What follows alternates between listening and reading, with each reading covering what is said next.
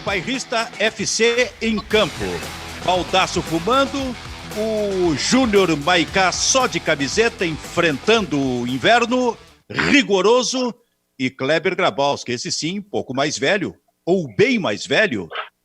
Cara, Baldasso ele tá colocando até um casaco.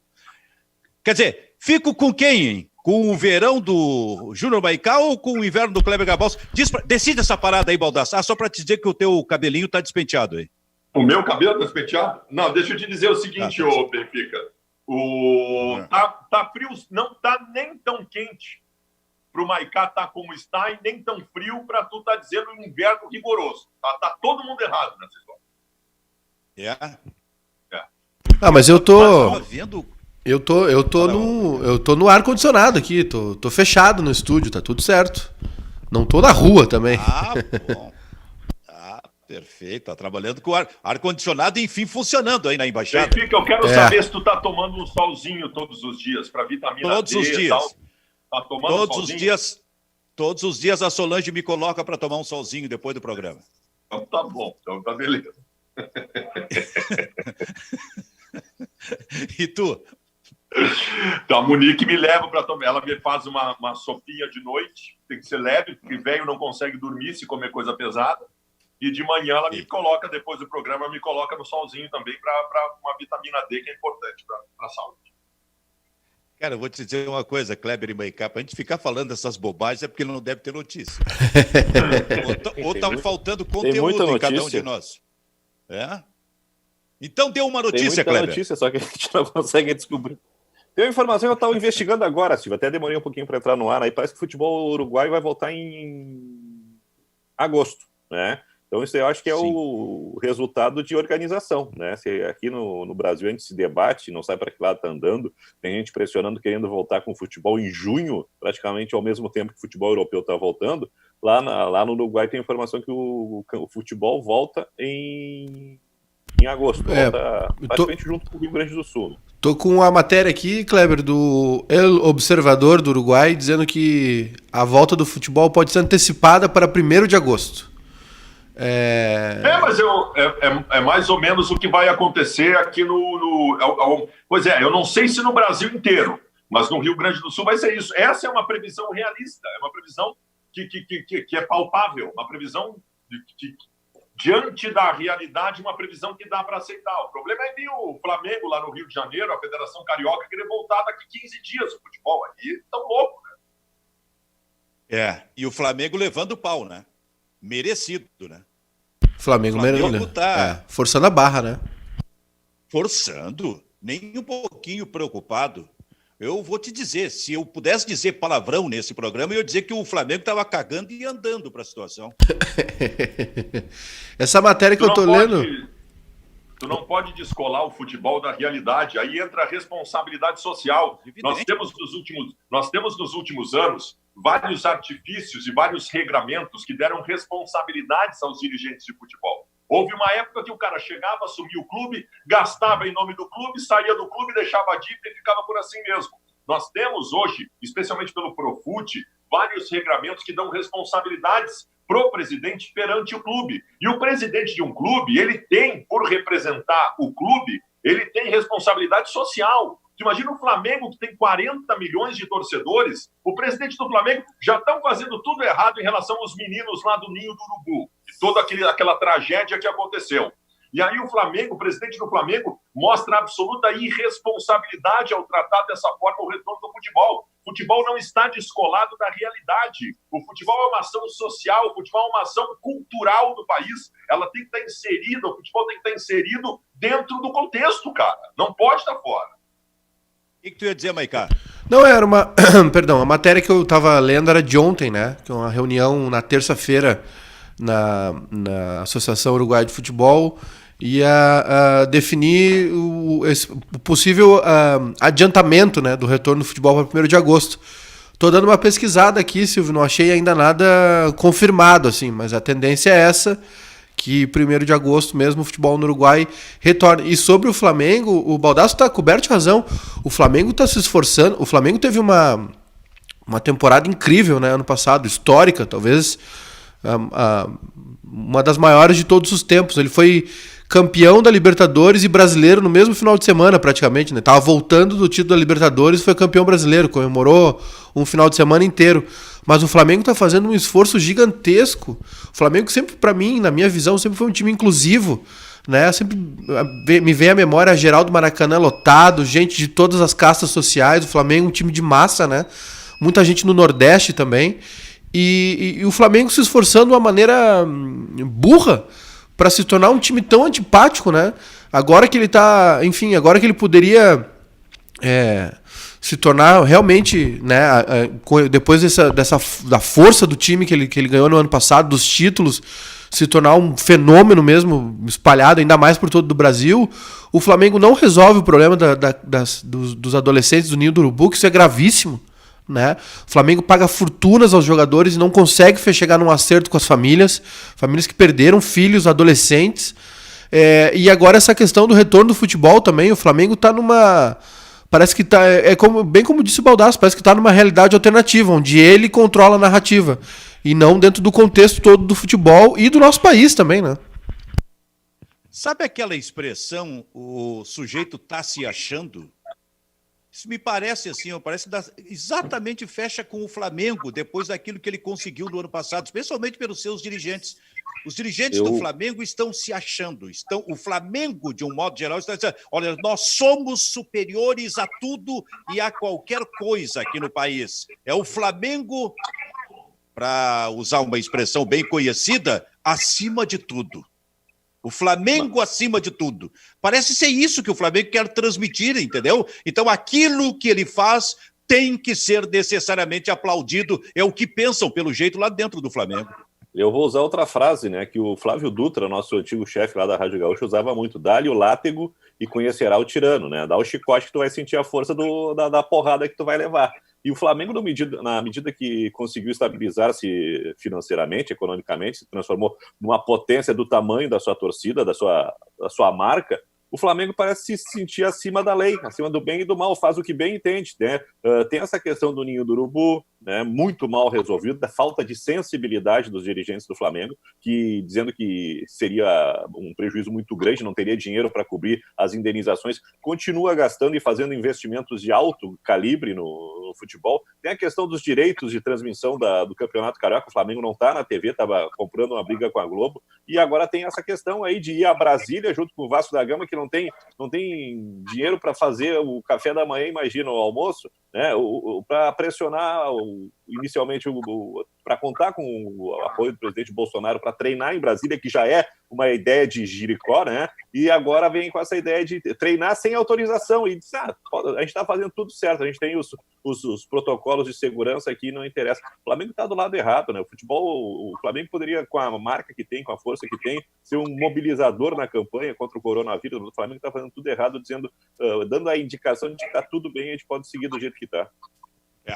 Muito bem, esse é o Bairrista FC, parceria Grupo Bairrista e RDC TV, com o Kleber, com o Maicá e com o Fabiano Baldasso. Sabe que o Baldasso, antes de começar o programa, Maicá e Kleber, ele estava falando sobre o fato de que já aconteceu, já se completaram 25 anos da estreia do Gamarra no Internacional. É isso mesmo, Baldasso? Foi em 95. Em 95, o Gamarra estreia com o Internacional no Campeonato Brasileiro, num jogo contra o Goiás do Beira-Rio. Eu ainda não era profissional isento, eu ainda era torcedor, só no ano seguinte. Eu fui nesse jogo. O Inter empatou com o Goiás em 1-1 no Beira-Rio, na estreia do Gamarra, e o gol do Goiás foi marcado por Edson Pezinho. E o Gamarra veio a se constituir. O Gamarra veio para o Internacional como o melhor zagueiro da Copa América anterior.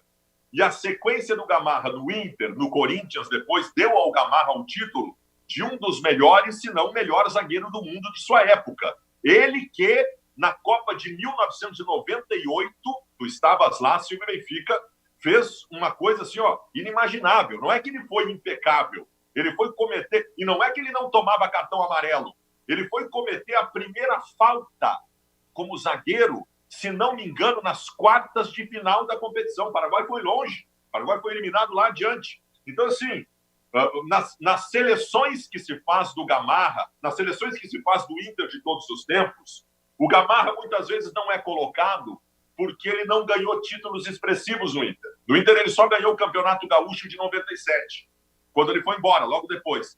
Agora, tecnicamente, o Gamarra é um dos melhores zagueiros que pisaram em território gaúcho em todos os tempos, mas não tem dúvida nenhuma. Interessante que quando ele chegou, eu acho que foi o Carpegiani, Kleber, que falou alguma coisa, né? Porque o Carpegiani treinava lá, lá no Paraguai, né? Dizendo que o Gamarra era melhor do que o Figueroa. Se não me engano, foi o Carpegiani. Eu também não quero fazer injustiça aqui. Alguém disse isso. E aí, isso criou uma expectativa que o Gamarra era melhor do que o Figueroa. Isso criou uma expectativa muito grande entre nós para ver o Gamarra jogando e para comparar com o Figueroa. E olha só, Baldasso, tu está falando que são 25 anos da chegada, da estreia do Gamarra, pois o Figueroa chegou em 71, cara. Em 1971, há 49 anos. Quer dizer, olha como o tempo passou. Mas esta comparação, Kleber, na época se estabeleceu. E como é emblemática a presença do Figueroa, né? O Figueroa chegou há 49 anos atrás e continua sendo o grande molde, né? O grande modelo para zagueiro de sucesso, porque ele aliava duas coisas, né? A liderança, né? O ser o xerife do time, não só o chefe da zaga, mas de todo o time, era o grande capitão, né? E a qualidade técnica. E o Gamarra, talvez, jogando mais do que o Figueroa, talvez, né? Pela qualidade de exuberante que tinha, ele não alcançou mesmo o patamar do Figueroa, talvez, porque ele não era, né, essa figura emblemática e carismática que o Figueroa sempre foi. O Figueroa recitava Pablo Neruda, né? Lógico que não era nenhuma obra mais complexa, né? Mas era um cara que tinha um intelecto diferente, né? E o Figueroa teve os títulos. Eu acho que isso faz a diferença na trajetória do Gamarra. Talvez o Gamarra dá para se comparar com o Taffarel também. O Taffarel é um goleiro espetacular, fora de série, cria do Internacional, só que o Taffarel não entra na seleção dos melhores porque ele pega uma fase ruim. Mas olha só, a história mostrou que o Carpegiani não disse nada absurdo. Eu não sei se melhor. Não. Absurdo não foi. É da mesma turma. Muito. Não, ele é da mesma turma. Eu acho o Figueroa, como disse o Kleber, o mais completo. Quer dizer, eu vi os dois jogando, mas ele não disse nada absurdo. Me remete... Bota no grupo dos melhores da história do Inter o Gamarra, tá? Isso me remete para um outro detalhe importante, porque eu citei a chegada do Figueroa no Internacional em 1971. Olha como era a força do futebol gaúcho na época. Em 1970, na Copa do México, aquele que é que foi considerado o melhor zagueiro da Copa do Mundo de 70?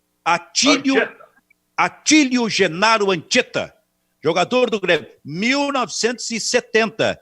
Pois o Anchieta, no início de 1971, foi contratado pelo Grêmio. Olha o que era a força do futebol brasileiro, do futebol gaúcho, especificamente, naquela época, na relação do Grêmio com o Internacional. E a relação se dá, porque o Anchieta veio de um time, primeiro, melhor zagueiro da Copa do Mundo de 70. E segundo, ele veio de um time que era o Nacional de Montevidéu, que era considerado um dos maiores times do mundo na época. E o Grêmio foi buscar o Anchieta lá no Nacional. O Grenal foi buscar no ano de 71 dois dos maiores zagueiros do mundo para integrarem os seus times. Outros tempos, né, Silvio? Outros tempos. Hoje em dia, a gente está vendo aí só o Flamengo, realmente, né, que vai lá e compra jogador de outros clubes, né? O Flamengo, ano passado, contratou o Rodrigo Caio, foi no São Paulo, comprou o Rodrigo Caio, foi no Cruzeiro, comprou o Arrascaeta, né? Só o Flamengo tem feito isso. Fechou a compra do Gabigol de um time europeu. Imagina quanto tempo, né? Não se compra um jogador assim, jovem e caro, né? A última contratação efetivamente expressiva, super expressiva, comparável com esta que o Benfica cita, foi a contratação do Forlan pelo Internacional, que tinha sido 2 anos antes eleito melhor jogador de uma Copa do Mundo. Mas no momento da carreira já, né, Baldasso, de declínio, assim. Esses jogadores vinham para a dupla Grenal, agora como o Flamengo está fazendo, são jogadores jovens, de 20 e tantos anos, enfim. Grêmio e Inter não fazem isso mais, né? Há muito tempo. Acho que o futebol brasileiro o Corinthians fez com... O Corinthians fez com o apoio do Kia, lembra? Que ele compra o Mascherano e o Tevez e coloca no Corinthians, enfim. O Grêmio contratou alguns jogadores naquela época da ESL, mas também nada... Não, acho que não se compara, né, nesse nível. A contratação mais expressiva da história do futebol brasileiro foi em 1995, quando o Flamengo contrata Romário, que era o melhor atacante do mundo e tinha sido o herói com a seleção brasileira no ano anterior. Essa é a maior contratação. Tinha sido o melhor jogador do mundo em 1994. Ele foi ele que ganhou a bola de ouro, né? Essa é a contratação mais expressiva da história do futebol brasileiro. Agora, essa do Tevez, do Corinthians, realmente é uma das maiores também, mas jogadores que o Brasil contratou no auge da carreira são raros. Tem uma outra negociação que passa desapercebida aí, mas que foi caríssima. Foi o Damião, né? No Santos. O Santos comprou o Damião por uma fortuna, um valor absurdo, né? Um negócio... Mas aí nós estamos falando no mercado interno. Sim. Falando de valores, né? Altíssimos, enfim, de grandes negociações. Sim. Porque tirando as do Flamengo agora, Silvio, por exemplo, Gabigol, Rodrigo Caio, Arrascaeta, o Corinthians, essas contratações do Kia Jurabichiano, o Corinthians, eu acho que é do Damião que entra aí junto, assim, porque de resto fica tudo meio nesse patamar, assim. A grande contratação que o futebol brasileiro pode fazer é aquela de descoberta. O próprio Arrascaeta. O Arrascaeta estava para vir para o Internacional quando foi para o Cruzeiro. O Arrascaeta era um jogador que se ouvia falar, não era uma afirmação. E aí o Inter, na época, não trouxe o Arrascaeta para trazer o Undershow. Ele tinha feito uma... As coisas não acontecem por acaso. Ele tinha feito uma bela Libertadores, né? Pelo Defensor. Isso. O Arangues foi uma contratação do Internacional dentro dessa ideia, de uma contratação que não foi tão cara, de uma prospecção, de entendimento, de busca de mercado, de descobrir alguém que ainda não tem grande evidência, mas tu sabe que vai dar uma grande resposta. É esse tipo de contratação que mostra a criatividade do clube. Fernandão é assim, né? O Fernandão estava sendo monitorado há muito tempo e o Inter estava meio que perdendo a disputa pelo Fernandão. Acho que ele ia voltar para o Brasil para jogar no outro time, não tenho certeza de qual. E aí, na última hora, o Fernando Carvalho deu a cartada e fez a grande contratação do Internacional nos últimos tempos. Eu estou olhando aqui nesse livro, Silvio, 100 vezes Gauchão, ó, que está à venda ainda e tá atual. O episódio de 71, o Grêmio contrata o Atílio Anchieta dia 21 de outubro. E o Internacional, para dar o troco, contrata o Figueroa dia 11 de novembro. Então é questão de dias. E o Grêmio está monitorando o Anchieta há muito tempo, né? Namora o Anchieta para ser o... Eu estava achando, Kleber, que o Grêmio tinha contratado o Anchieta no início do ano. Foi em outubro, mas tu tens inteira... o livro tá certo. Olha, eu sou capaz de recomendar esse livro. Ele acertou. Porque o Figueroa foi contratado pelo Inter poucos dias depois da contratação do Anchieta pelo Grêmio. E eu estava tentando procurar ali ligeirinho. Outubro, outro em novembro. Um episódio que eu acho muito interessante, daquelas coisas que não acontecem mais no futebol. Eu não sei se é o Manga ou o Figueroa. Um dos dois está no Uruguai e eu acho que é a história do Figueroa, acho que é a contratação do Figueroa. O Figueroa está desgostoso com o Peñarol, né? O Figueroa disputa a Copa de 66 pelo Chile, olha só, com 16, 17 anos o Figueroa já estava numa Copa do Mundo para ver o que jogava o Figueroa. E aí o Figueroa ele está saindo de Montevidéu para ir para um outro lugar para negociar a saída dele. Ele rompeu com o Peñarol, não jogo mais aqui. E aí souberam que tinha uma escala em Porto Alegre, do voo de Montevidéu parava em Porto Alegre. E aí um dirigente do Internacional foi lá e interceptou o Figueroa na conexão e disse, vem cá que a gente tem um projeto para ti. É uma história fantástica. Arthur D'Alegrave, pelo que sei, foi o Arthur D'Alegrave que fez esse intermédio aí na escala em Porto Alegre. Que loucura. Agora, outra coisa aí, não deixa de ser um pecado, né? Para mim tá ótimo, sou colorado e não tem problema nenhum. Mas o Anchieta teve no Grêmio uma passagem relativamente apagada por conta da comparação com o rival. O Figueroa chega num time com parcerias muito melhores do que o Anchieta chega no Grêmio. E o Anchieta amarga, durante uma década de 70 no Grêmio, um período de derrotas, né? Enquanto o Figueroa se torna um emblema mundial como zagueiro do Internacional. Silvio! Opa, perdão. Não, pode falar, Kleber. esse Grêmio dos anos 70 tem 3 jogadores que atravessaram esse calvário, que foi o Octa do Internacional. O Anchieta, além da grande fase do Internacional, ele sofria muitas lesões, né? Tava toda hora no departamento médico, então não tinha continuidade, não tinha sequência, né? O Iura e o Tarcísio. Acho que esses 3 jogadores eles foram muito resistentes nesse período de sofrimento da torcida do Grêmio, né? E conseguiram, no final, dar a volta por cima. Acho que o título de 77 para o Grêmio é uma redenção, né? E o Tarcísio, ele sai de um jogador que ficou marcado, porque o Figueiredo dava a cotovelada, batia em cima do Tarcísio. O Tarcísio se transformou num herói gremista, né? Num símbolo da. O Anchieta estava em 77? O Anchieta estava em 77? Ele estava, mas o Cassiá jogou muito. Naquele campeonato, porque ele se machucava, o Anchieta. Olha, eu acho que o Tarcísio chegou no Grêmio, já vai falar, Maicá. O Tarcísio acho que chegou no Grêmio, se não me engano, em 71. Eu tenho dúvida ainda se é 71 ou 73. E parece que foi em 71. Incrível. Jogava no América Carioca, que veio jogar contra o Internacional, era campeonato brasileiro, e ele ganhou na corrida do Bibiano Pontes. Sabe? Houve um lance dos dois. O Tarcísio, o atacante, era centroavante na época do time do América, contra o Bibiano Pontes, zagueiro do Internacional, que era muito rápido, não perdia na corrida para ninguém. Daqui a pouco ele foi surpreendido pelo Tarcísio, que jogou muito naquela partida. Na sequência, o Grêmio foi contratar o Tarcísio. O que o Kleber relatou é completamente certo, porque aí o Tarcísio passou quase toda aquela década vendo o Internacional ganhar, tanto que ele disse em um determinado momento, um dia nós ainda vamos ganhar um Grenal, uma coisa assim, se eu não me engano. Eu não aguento mais perder para o Inter, não, foi a frase dele. Exatamente. Aí ele ganhou em 77 e foi ser campeão mundial com o Grêmio em 83, quer dizer, 10 ou 12 anos depois de ter chegado no Grêmio. Quer dizer, esse foi realmente um dos jogadores mais importantes da história do Grêmio. O Maicá ia dizer alguma coisa, não? Ia, Silvio. Falando em grandes contratações, entre um espirro e outro aqui, eu queria avisar o pessoal que é só rinite, tá? Só isso.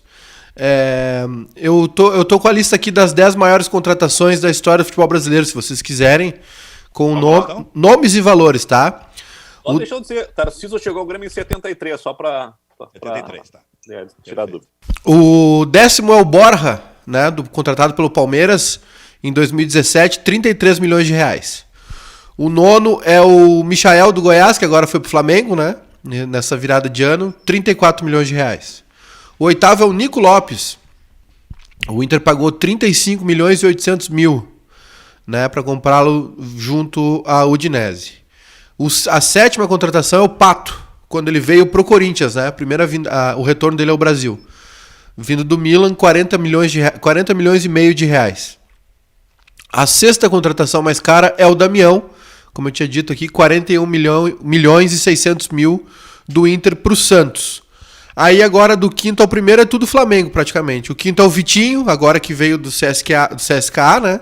44 milhões de reais por uma reserva. O 4º é o Gerson, da Roma para o Flamengo, por 49,7 milhões. O 3º é o Tevez, né, que saiu do Boca para o Corinthians, 60 milhões e meio de reais. O 2º é o Arrascaeta, do Cruzeiro para o Flamengo, por 63 milhões de reais. E o 1º é o Gabigol, agora da Inter para o Flamengo, por 79 milhões de reais. Estamos falando de valores, né? Não estamos falando rigorosamente de expressão, porque a contratação do Anchieta pelo Grêmio, ela é mais expressiva do que todas estas aí, mas era uma época que os valores envolvidos no futebol eram outros. E outra coisa, dessa lista de 10, eu não sei se vocês vão concordar comigo, apenas 3 contratações eram certas. O Gabigol, o Arrascaeta e o Gerson. O Tevez não deu certo, o Vitinho, dinheiro posto fora, o custo-benefício não faz sentido. Damião no Santos não aconteceu, Pato no Corinthians não aconteceu. Nico Lopes, pelo valor, eu acho demais. Né? Michael é um jogador que está em observação, né? Do Goiás muito bem, no Flamengo até agora a gente não viu muita coisa, e o Borja foi um fracasso no Palmeiras. Então, das 10 grandes contratações, 3 vingaram, né? Eu só discordo do Tevez, mesmo que aquele campeonato de 2005 tenha sido roubado pelo Corinthians, mas o Tevez foi campeão brasileiro, né? Jogando ao lado do Nilmar no ataque, eu acho que relativamente deu certo naquele ano. Eu também acho. Pelo título brasileiro, sim, mas acho que o Tevez é muito maior do que apresentou no Corinthians, né? Falando Foi uma passagem... E saiu brigado com a torcida também. Falando o Kia acabou usando o Corinthians como ponte, né? Os dois acabaram indo para Inglaterra logo em seguida, o Mascherano e o Tevez. Falando em futebol argentino e Tevez, tem um programa na Argentina. Vocês todos devem conhecer o Futebol de Primeira, que é todo domingo à noite. É um programa de tradição lá, de quase 30 anos no ar já, acredito. E a Netflix tem feito muita parceria aí com conteúdo espanhol, argentino, né? E a Netflix subiu aí nessa semana um especial 20 anos do Futebol de Primeira, uma retrospectiva dos 20 anos, vai até 2005, se não me engano, 6, contando aí os 20 anos, os primeiros 20 anos do programa. E aí é todo baseado em... para quem gosta de futebol mesmo, né? Não é um documentário desses que a gente está acostumado, elaborado. Provavelmente foi um programa que foi ao ar na TV e eles só compilaram e colocaram no YouTube em 2 episódios de 1 hora cada, e mostra o futebol argentino do meio da década de 80, né? E aí eles vão pontuando, mostrando os jogadores que iam surgindo. Esse foi o primeiro gol do Crespo, ainda aparece o Batistuta jogando pelo River, depois que ele vai pro Boca, né? Canija, o retorno do Maradona, o primeiro jogo do D'Alessandro pelo River, o primeiro jogo do Gallardo pelo River, enfim. Para quem gosta do futebol sul-americano, para quem gosta de futebol, enfim, nessa época de quarentena, os 20 anos aí do Futebol de Primeira, que é um programa tradicionalíssimo na Argentina, todo domingo à noite, né? Uma compilação assim da rodada, né, do Campeonato Argentino. E só que o programa tem uma tradição com os jogadores participam, os jogadores comemoram título no programa, enfim, é um programa especial da TV Argentina, vale muito para quem quiser ver aí, e também ver um pouco da bagunça que era o futebol argentino, né? Jogo interrompido porque a torcida invadiu o campo, jogo interrompido por causa do pauleiro entre jogador, aquela coisa toda do futebol argentino que depois foi evoluindo, foi melhorando, né? Hoje tá um pouco melhor essa situação aí das torcidas, por exemplo. Então é uma dica que eu dou aí, muito legal. E ver também aquela carnificina, né, Silvio? Como era o futebol argentino ali, final da década de 80 ali. Depois vai melhorando tecnicamente, surge o Riquelme, surge o Super Boca, a gente vê os treinadores também, o Bianchi, muito legal. E tem outro detalhe, né? O futebol argentino... Tinha câmeras. Fala que O futebol argentino está vivendo uma transformação muito interessante, porque nessa parada do futebol aí, os clubes entraram em acordo com a Associação Argentina de Futebol, que é uma confusão, né? E criaram uma liga de futebol. Então agora vai ter um órgão, uma entidade que vai gerenciar o campeonato nacional, e não vai ser mais esse campeonato que tem 24 times, se eu não estou enganado, que a turno só vai fazer uma redução de times. Eu acho que a qualidade técnica do campeonato argentino vai crescer, vai ser um grande produto, né? A Argentina já está em vigor a Superliga Argentina. Já está em vigor. Vai ter uma transformação muito interessante e vai valorizar o produto deles lá. Então, acho que é um ganho no futebol argentino que viveu uma transformação aí para pior nos últimos anos. E tem dois títulos ali que me chamaram a atenção, que foi o News Old Boys do Bielsa, né? 91, se não me engano. Também tem uma parte boa dessas lembranças, né? A torcida invadindo o campo para comemorar, deixando o jogador de cueca dentro de campo. Era uma época boa também. Mas me chamou a atenção esse título do Bielsa com o News Old Boys e o título do Racing, né, de 2001, que é histórico, porque o time estava há 35 anos sem ganhar nada e foi uma festa incrível na Argentina.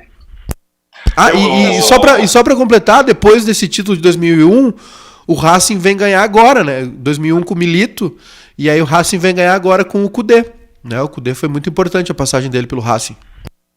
Fala, Baldasso.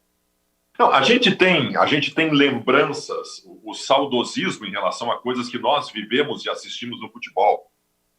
Eu quero falar sobre o futebol argentino e trago para a nossa realidade, por exemplo. Todos nós temos lembranças maravilhosas de arquibancada de estádio de futebol. Eu lembro, eu e meu pai indo na minha adolescência para o Beira-Rio, cimento quente, 2 banheiros no estádio, o cara fazendo xixi lá atrás porque não dava para o banheiro, jogando xixi para frente, o cara entrando com um revólver dentro do estádio. A gente acha isso lindo. Mas vamos combinar uma coisa, né, cara? O futebol evoluiu e evoluiu para melhor. Nós temos hoje uma realidade em que nós temos 40% do estádio de futebol composto por mulheres. Isso era uma coisa inimaginável na nossa... Por que eu estou dizendo isso? O futebol argentino tem essa aura antiga da bagunça, de ganhar de qualquer jeito, mas a evolução de futebol diminuiu o futebol argentino por conta disso. Nós temos, envolvendo um time gaúcho, um grande exemplo do que era a Libertadores da América, que é a famosa Batalha de La Plata do Grêmio em 83, em que em determinado momento do jogo o Grêmio estava ganhando por 3-1 e chegaram no ouvido dos caras do Grêmio e disseram: ou vocês deixam a gente empatar, ou vocês morrem, ou vocês vão morrer. E aí o Grêmio deixou empatar para ninguém morrer. Então, assim, o futebol argentino, quando isso era uma realidade, o futebol argentino se sobressaía muito mais. Isso é bonito para o folclore do futebol, mas convenhamos, hoje uma situação dessas jamais aconteceria de novo, né? Baldasso, eu acho, Silvio, que o crescimento e o ressurgimento do futebol inglês também passa por isso, né? No momento que aconteceram aqueles incidentes lamentáveis de morte nos estádios e que se começou a debater a questão da segurança e do conforto e de quem frequentava os estádios, né? Houve uma transformação na mentalidade dos clubes, que criaram estruturas melhores, né? Que direcionaram o seu espetáculo para um outro público, veio mais dinheiro e hoje eu acho que a grandeza, o campeonato inglês é a primeira liga da Europa, né? Junto com a espanhola, talvez, mas acho que tem uma riqueza melhor distribuída, porque tem mais times de valor, não é só essa dicotomia Barcelona-Real Madrid que impera no futebol espanhol. Eu acho que essa transformação também passa por que aconteceu lá, e eu acho que a Argentina também vai viver uma transformação. Sexta-feira agora tem uma peneira da Conmebol em relação aos candidatos, os estádios candidatos para sediar a Copa Libertadores da América nas próximas 3 edições. O Beira-Rio tá nessa peneira aí. E eu acho que a estrutura que se tem aqui no Brasil em termos de estádio, em relação à maioria dos estádios da Argentina, é muito maior. Eu acho que isso evidencia um passo à frente que o futebol tem aqui no Brasil, mas não está sabendo aproveitar. A gente fala muito da Bombonera. A Bombonera é um estádio folclórico, maravilhoso, histórico. Todos nós temos uma fascinação pela Bombonera. Mas a Bombonera como estrutura de estádio é um lixo, cara. Baldasso, É um horror. eu tive lá agora, eu vi Brasil e Argentina. Fui ontem lá. No Monumental de Núñez. Cara, é lamentável, assim, os estádios argentinos, eles são adaptados, improvisados em relação ao passado.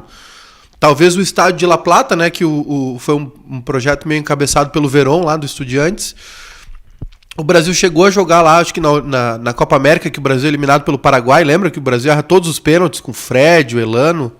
O Brasil jogou num estádio de La Plata que foi reformado, enfim, não me lembro qual é o estádio. E tem a questão do estádio do Estudiantes também, não sei, nem sei se não é o mesmo, não sei se estou falando besteira, tá? Mas o Brasil jogou nesse estádio na Copa América, acho que 2010, não, acho que há muito tempo, na verdade, não foi o Copa América na Argentina. Faz um tempo já. E aquele jogo que o Brasil é eliminado pelo Paraguai nos pênaltis e todo mundo erra os pênaltis. Lá La Plata tem esse estádio e o Estudiantes do Verón encabeçou um projeto de reforma e o estádio do Estudiantes está em reforma, está num processo de modernização. Bombonera, Monumental de Núñez, o Cilindro do Racing, os dois de Avejaneda, o La Fortaleza de Lanús, cara, os de Córdoba também. Não, a Argentina não tem estádio, tanto é que nem se candidata a nada, né? A sediar nada, assim. Existe uma possibilidade de uma candidatura conjunta aí, Uruguai, Argentina e talvez Chile também para a Copa de 2030, porque vai se completar 100 anos da primeira Copa, que foi no Uruguai. Mas o Uruguai, claro, sozinho não tem capacidade para sediar uma Copa. Agora, os estádios argentinos, todos defasados, todos. Deixa eu falar uma coisa aqui. Primeiro, tu precisa suar o nariz, que tu realmente... Tá feia a coisa. Tá feia a coisa. Tá mal, Maiká. Eu não sei se não tá chegando alguma coisa estranha aí. Te cuida aí, guri. Não, é rinite. Te cuida, guri. Avisar o pessoal que é rinite. É rinite. É alergia. Aí, Silvio. Oi, fala, Kleber. Tem um áudio muito engraçado da senhora dando os resultados. Fica tranquila, que a fulana não tá com coronavírus, é só dengue hemorrágica. Graças a Deus. Graças a Deus, meu filho. E segundo, parem de falar, por favor. Quem manda aqui sou eu, tá ok? Não é tá ok. Aí, não é tá ok. Tá ok. Como é que é? Como é que é? Tá ok. Tá ok? Quem manda aqui sou eu, tá ok? Eu que coloquei vocês, contratei vocês. Vou interferir. E esse negócio de ser elogiado pelos concorrentes aí, esse negócio aí é o seguinte: se daqui a pouco a Rádio Grenal aí, ou a Bandeirantes inventar de de elogiar vocês, vão ser demitidos. Tá ok? Tá ok? Porque aqui é o seguinte, o que fica é, vocês ficam brilhando, elogiados, e se é cagada é pra cima de mim. Então tá ok. Vai ser assim a partir de agora aqui. Ok? Ok? Quero ouvir vocês. O Silvio mandou dizer que quem for elogiado pelo sala de redação tá demitido. Tá demitido. Tá ok? Então vai ser assim. Ô, Meneghete, não vem aqui tentar tirar a gente daqui que tu não vai conseguir. Tá? No máximo 2 vezes por semana. Deixa eu falar um negócio aqui pra vocês. Não, Silvio, isso aí depende da agenda do Abel. Se o Abel puder mais vezes...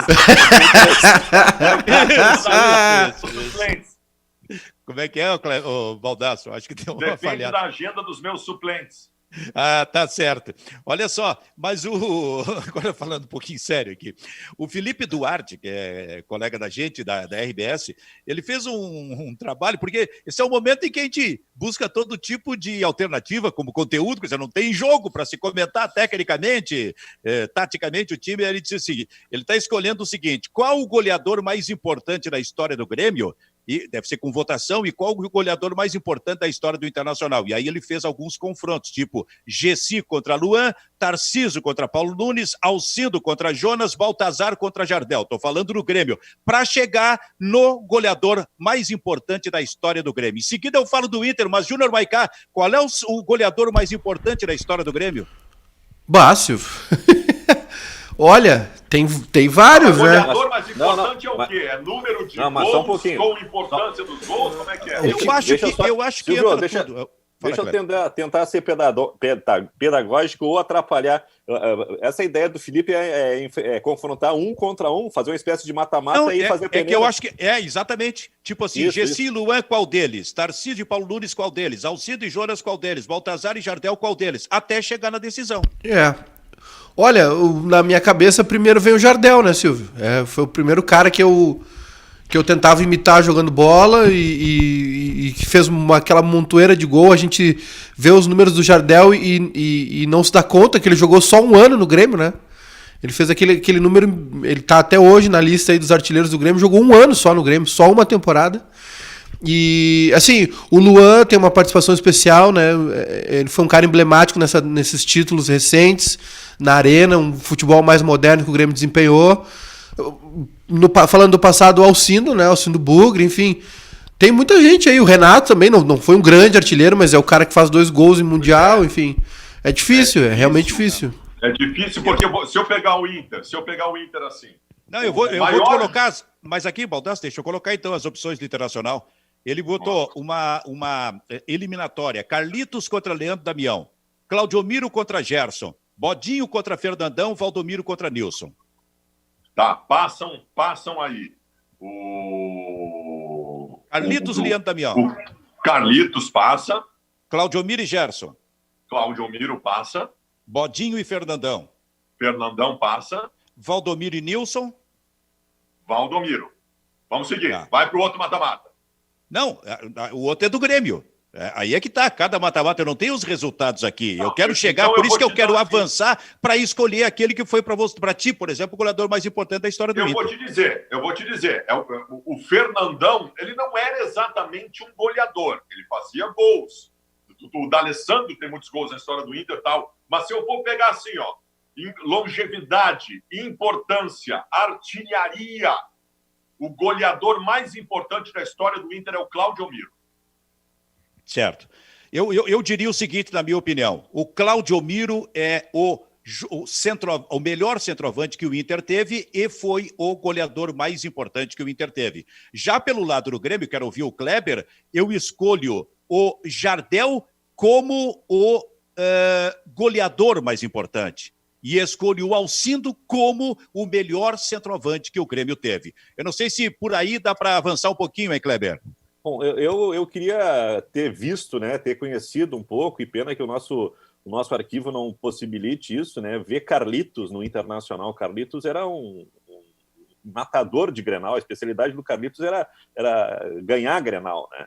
E no Grêmio, o Gessi, ele desfila uma técnica espetacular, exuberante. Todo mundo conta aquela história da goleada no Boca Juniors, ele volta comemorando a aprovação no vestibular de odontologia, né? Mas o Gessi era um cara que não curtia muito jogar futebol, não gostava de abraço. Então, o futebol para ele era mais ou menos um hobby, não era paixão. Eu coloco no Grêmio o Alcindo como o top, né? Como top. Mas eu queria fazer um destaque. Eu vejo o Jardel, assim, o Maiká foi muito feliz em dizer que, olha, o Jardel fez tudo isso em uma temporada, praticamente.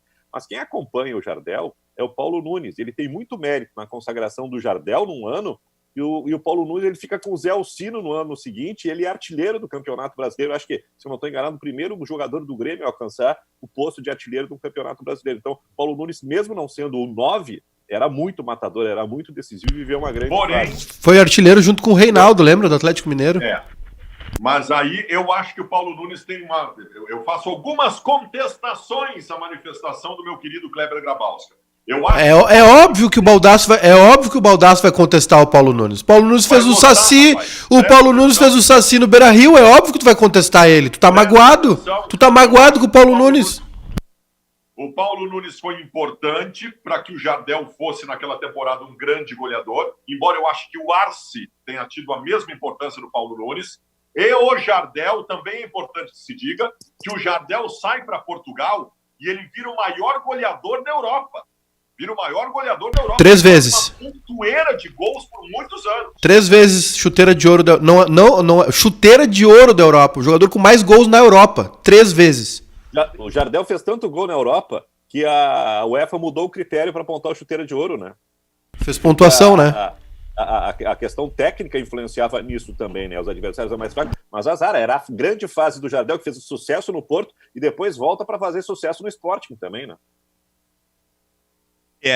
Por falar em questão técnica, Kleber, já que a gente está trabalhando bastante com história, no meu livro Craques do Futebol, abri na página do Rudi Gullit, o acelerador de cavalgadas fantásticas, que fez um trio maravilhoso chamado de Os Mosqueteiros do Milan, com Rijkaard e com Van Basten. E aí uma história interessante, os modelos do Rudi Gullit foram menos Pelé e Eusébio do que Gandhi e Mandela, a quem ele dedicou a Bola de Ouro de 1987.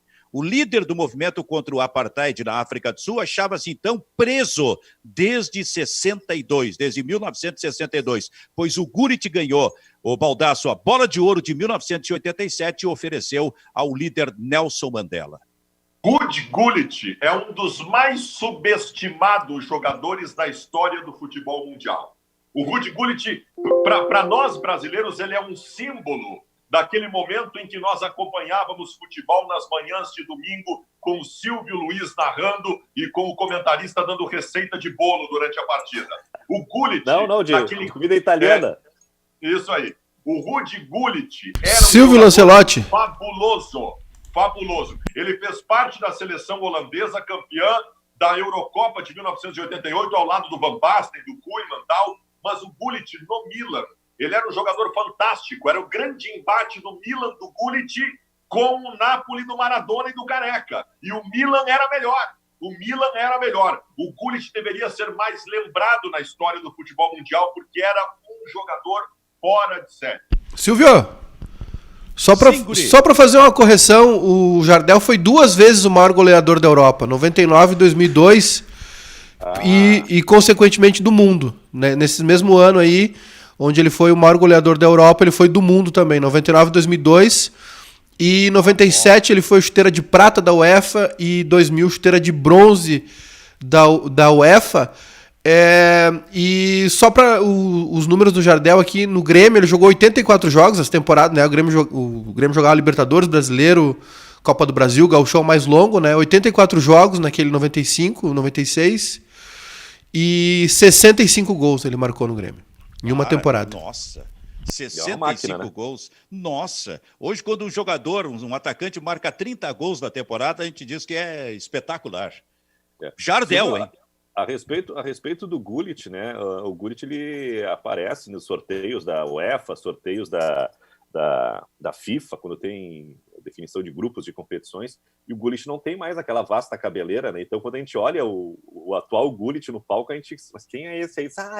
Custa identificar, né? É verdade. O detalhe da questão do Gullit, o Fabiano, ele fala que ele é um jogador que não tem a valorização, porque acontece uma coisa que é uma decepção. A Copa de 90 era a Copa para aquela seleção holandesa explodir, que tá todo mundo na Copa, né? Tá o Rijkaard, tá os irmãos Koeman, tá o Van Basten, todo mundo espera a Holanda arrebentando na Copa, e a Holanda é uma decepção. O Gullit talvez tenha sofrido a consequência do cansaço da temporada, ele não consegue jogar na Copa toda a exuberância que jogava no Milan, né? E aí falta pro Gullit se algo a mais, que é se destacar numa Copa do Mundo. Impressionante como a Holanda belisca, hein, Silvio? Oi. Impressionante como a Holanda belisca, né? 74, aquela revolução, aí 90, 2010 foi até a final, 2014 foi a semi, né? E agora 18 também, né? 18 não, perdão. 18 não foi tão bem. Esse é um dos maiores pecados do futebol, né? A seleção holandesa não ter um título mundial, isso é um pecado. 98 foi a semi, né?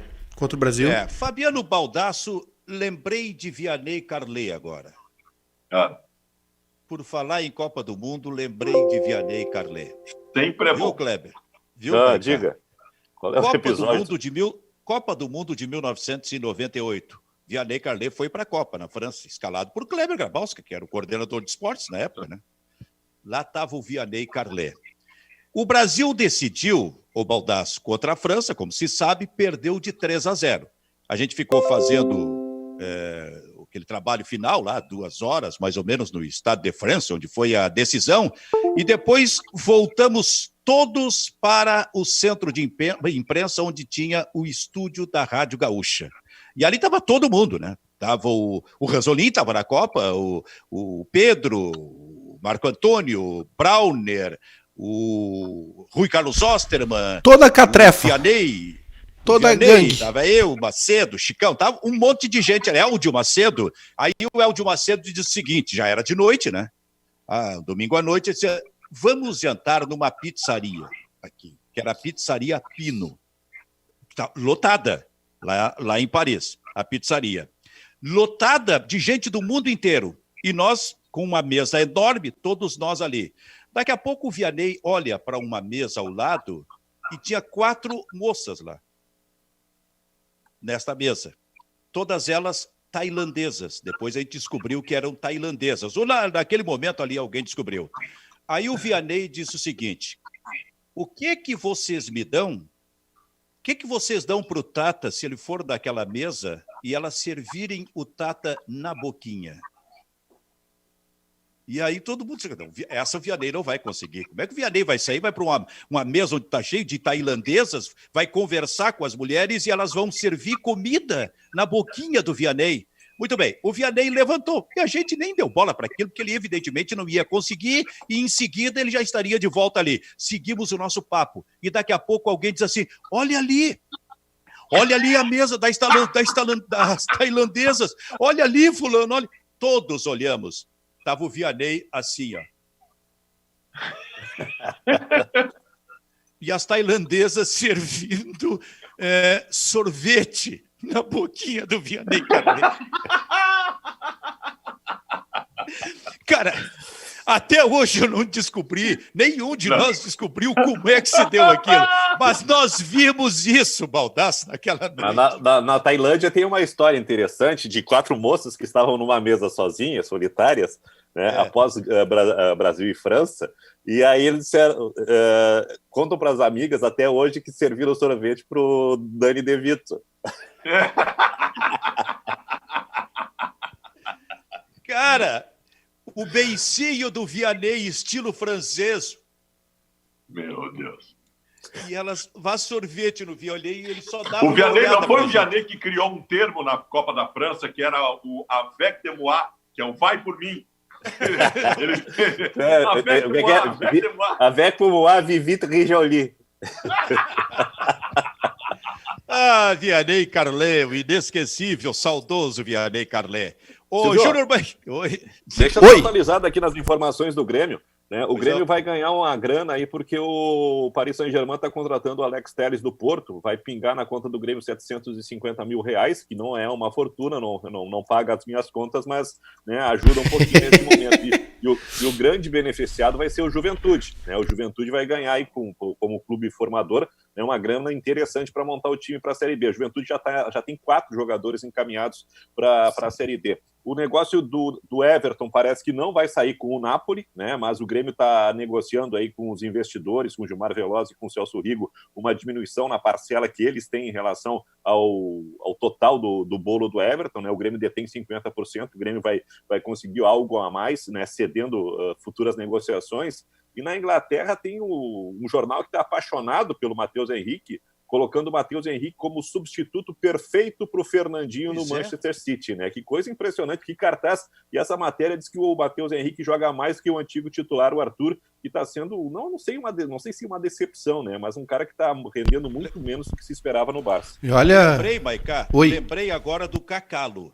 O Cacalo disse isso algumas vezes para nós. Esse Matheus Henrique vai ser melhor do que o Arthur. Olha, não sei se vai ser melhor. O Arthur quando jogou pelo Grêmio, quando estava, né, na ponta dos cascos, digamos assim, jogou muito. Mas hoje dá para afirmar tranquilamente que o Matheus Henrique está jogando muito mais que o Arthur, né? Até porque o Matheus Henrique tem uma característica. O Arthur é um jogador muito... para os lados, né? Muito horizontal. Gira e o toque para o lado. Tá aí, ó. Giro rotacional. E o Matheus Henrique tem essa característica. Agora, com a chegada do Lucas Silva, o Matheus Henrique está fazendo uma função diferente, né? A gente viu na final do turno lá em Caxias, que é de chegada à frente. E o Arthur fez muito pouco isso, né? E no Barcelona, por exemplo, é muito exigido que um jogador da posição dele, porque ali o Barcelona estava acostumado com Arthur, Iniesta, enfim. O Deco fez essa função durante muito tempo também, que é essa transição do meio para o ataque com chegada, né? O Barcelona é um time muito ofensivo. E o Arthur, ele hoje joga mais como um primeiro volante. E de primeiro volante o Barcelona tem o Busquets, né?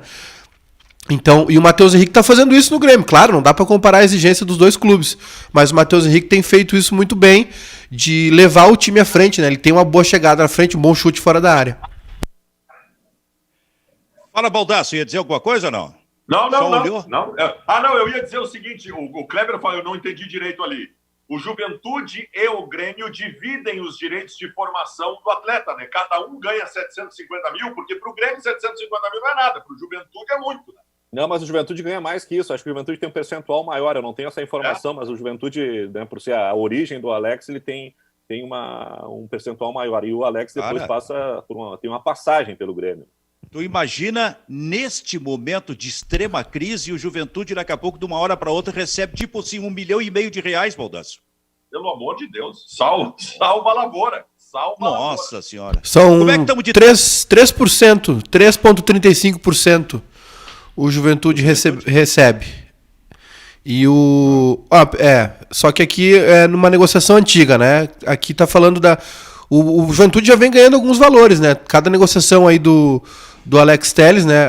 Essa matéria que eu tô vendo aqui, Silvio, é da venda do... A se mantém, a porcentagem vai ser sempre a mesma. Sim, aqui eu tô vendo, é uma matéria de 2016, quando o Alex Telles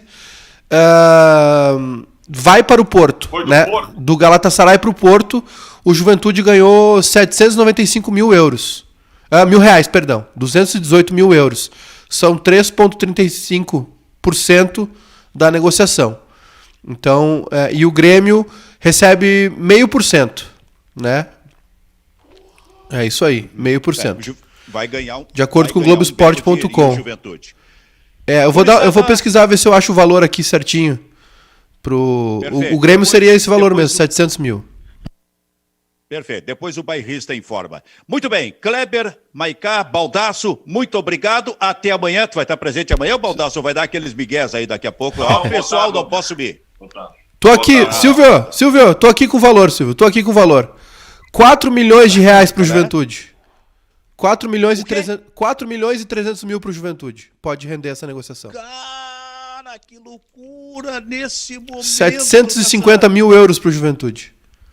Cara, nossa senhora, que coisa boa. E o Grêmio 125... Equilibra a situação do Juventude. O Grêmio 125 mil euros, né? Que dá os 700 mil reais que nós estamos trabalhando. Muito bem, o Bairrista FC na parceria Grupo Bairrista e RDC TV fica por aqui. Volta amanhã, tchau, tchau.